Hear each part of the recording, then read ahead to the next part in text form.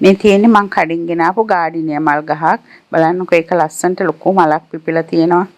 ඒ වගේම තමයි මේක හරීම සුවඳයි. මේ පැත්තම සුවඳයි මේ මල් පිපුණාම. අද අපි මේ ගහ පෝච්චි එක ලස්සනට හිටව ගමු. මෙන්න මේ පෝච්චිය තමයි අද මම මේ පැලේ හිටව ගන්න හදන්නේ.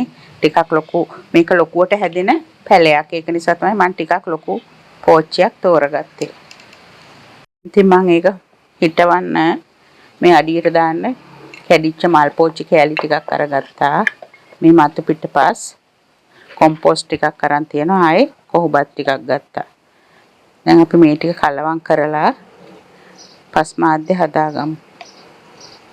මේකට විශේෂ කියලා දෙයක් නැහැ. මේවා නම් ඕනි පස් එක්ක හරියනවා. ඒ වුණාට අර පොහොර ගතිය ඕනි නිසා මම ටිකක් කොම්පෝස්ට් කොහොබත් වගේ ಜಾති එකතු කරා.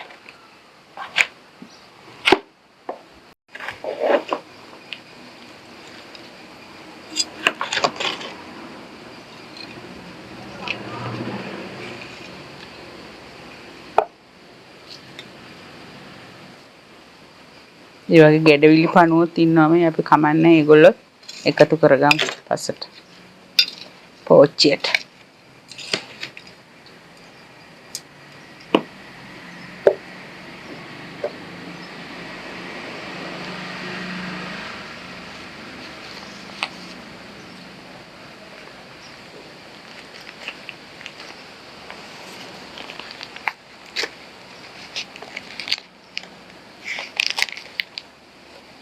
මේ මල හරීම සුවඳයි. මේ පැත්තම සුවඳයි මේ මල නිසා.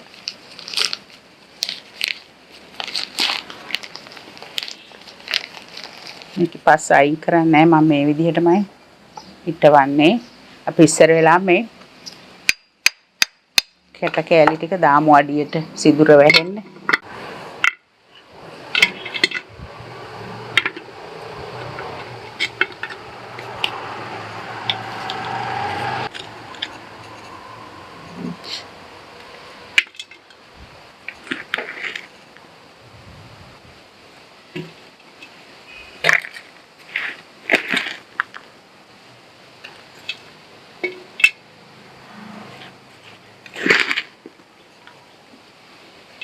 මම මේක ගොඩාක්ම පුරවන්නෙත් නෑ. මොකද සැරින් සැරේට එතකොට අපිට කොම්පෝස්ට් දාන්න ඉඩ තියා ගන්න පුළුවන් නේ.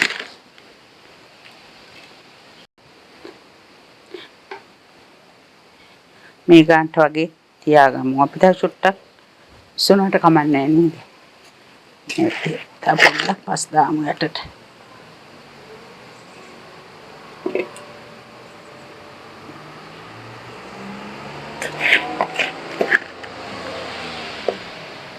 මම කැට පොහොර ಜಾති දැම්ම එකතු කරන්නේ නැහැ. මේ පැලේ අලුත් නිසා හිටවල සතියක් විතර ගිහින් තමයි කැට පොහොර ටිකක් එකතු කරගන්නේ.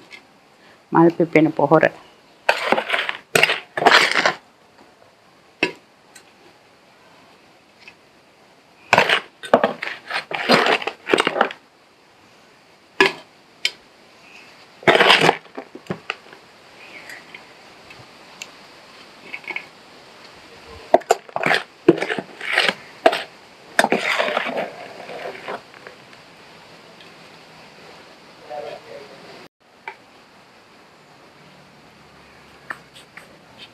පිටපස් චුට්ටක් මේකට එකතු කරගමු.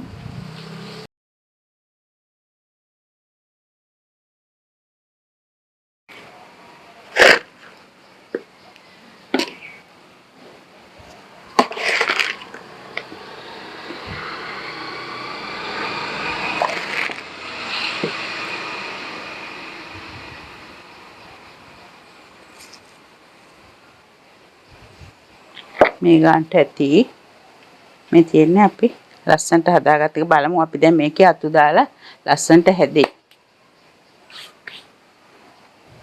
තව මල් පැල ටිකක් මේ ගමන් බලමු.